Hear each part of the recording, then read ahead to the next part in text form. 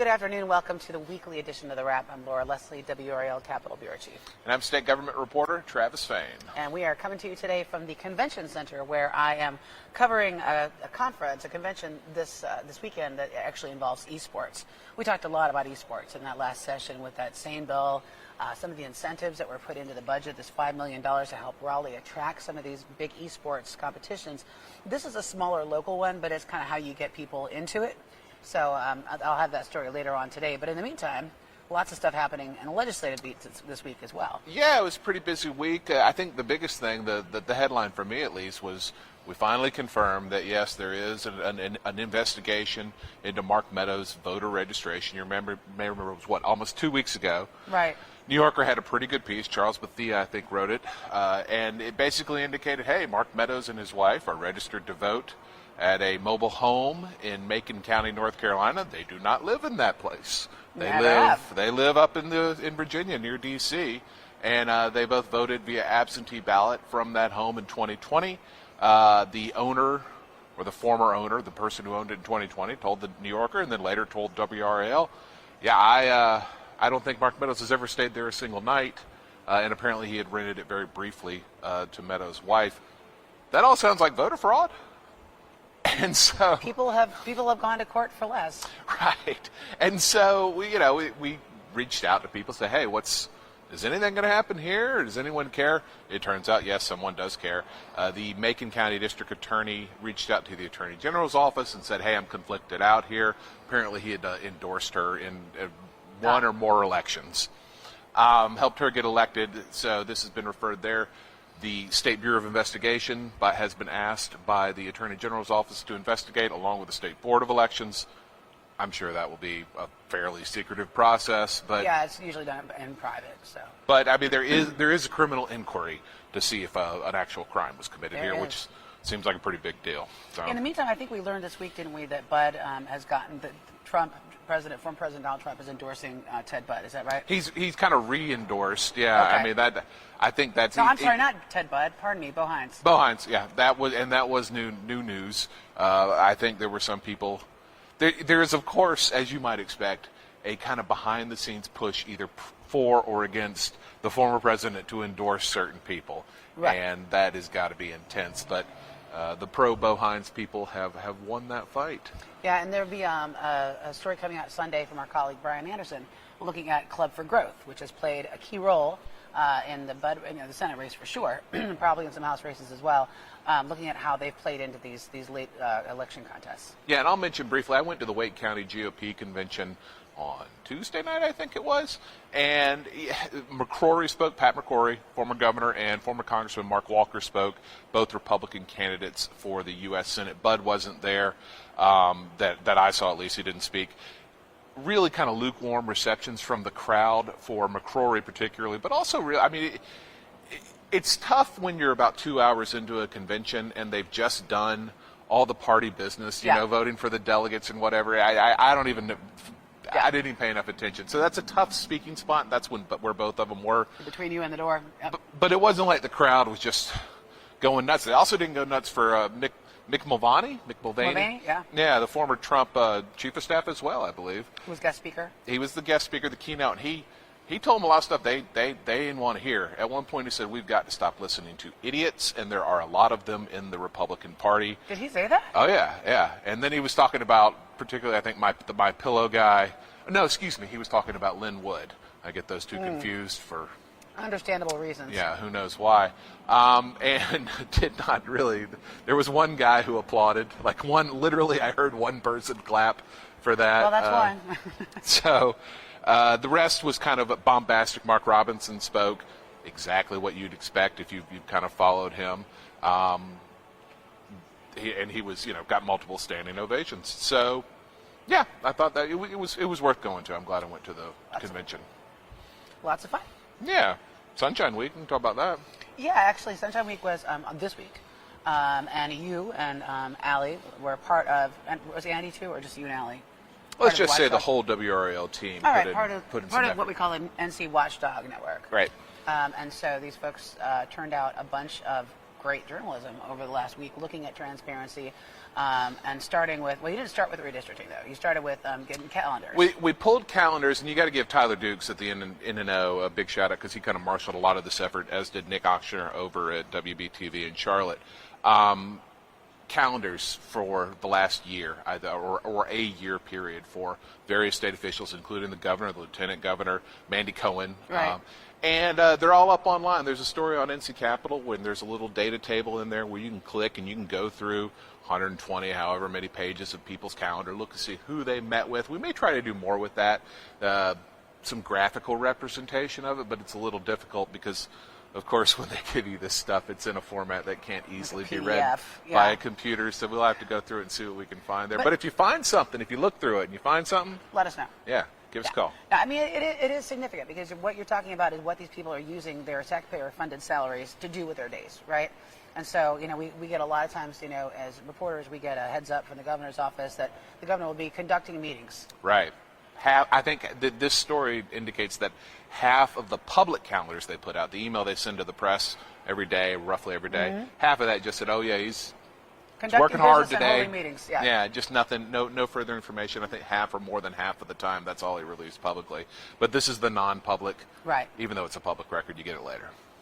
If you ask for it. Shouldn't be that hard. And then you wait. And then there was the redistricting story, which was a little bit later in the week. And this had to do with looking at, unlike a lot of work products from the legislature, redistricting has a special place in open records.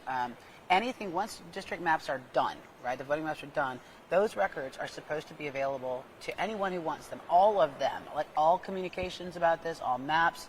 So you guys actually try to get some of those communications, only to find out they're actually, for many people, weren't very many. Yeah, and different people read the open records request differently. We thought it was fairly straightforward.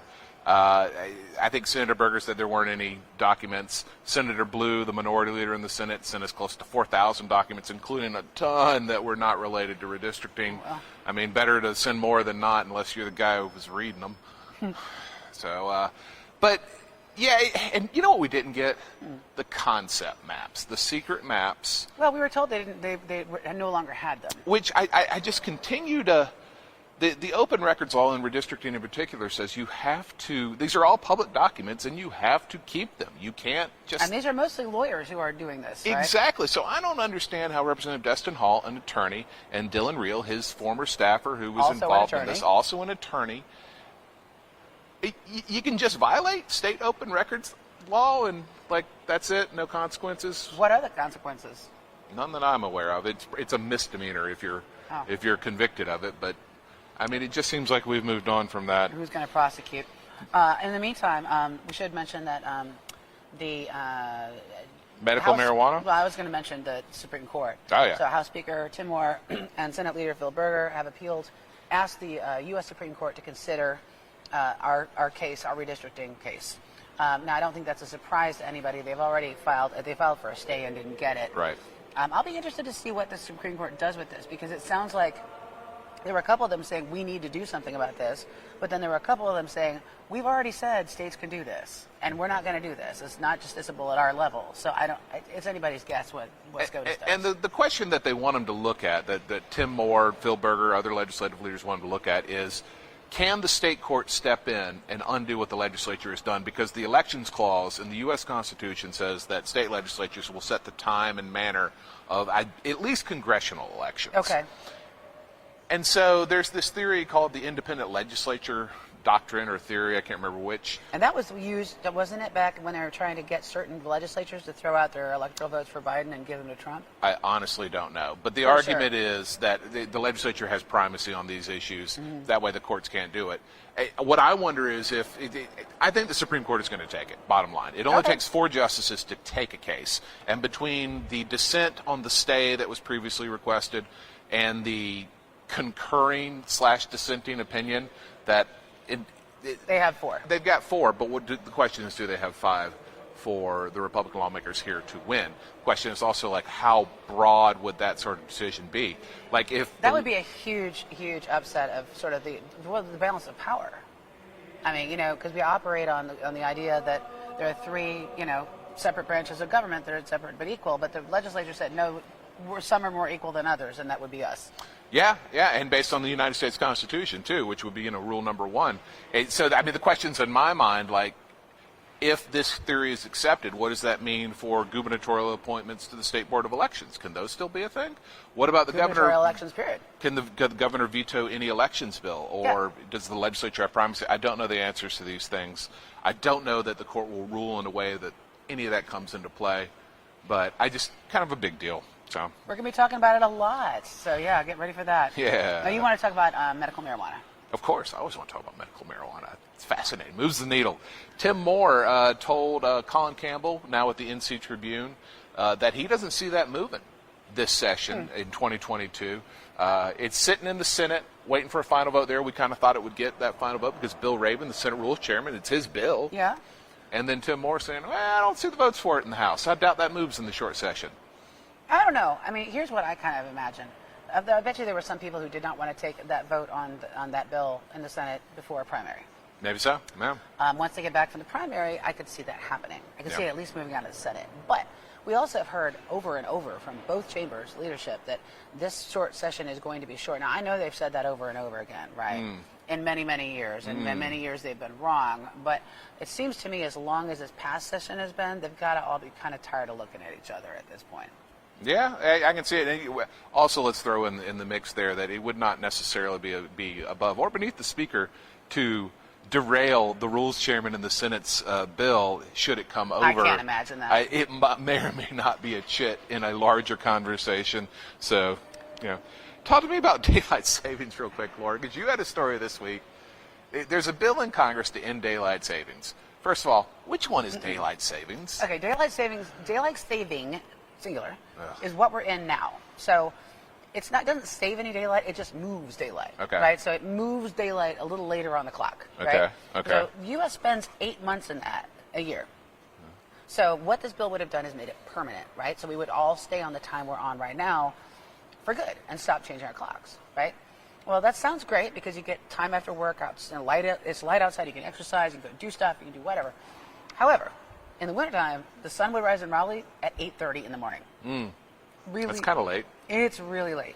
So, and that's the whole reason that there is the time change, so that you don't have kids and folks going to work in the dark every day for months on end.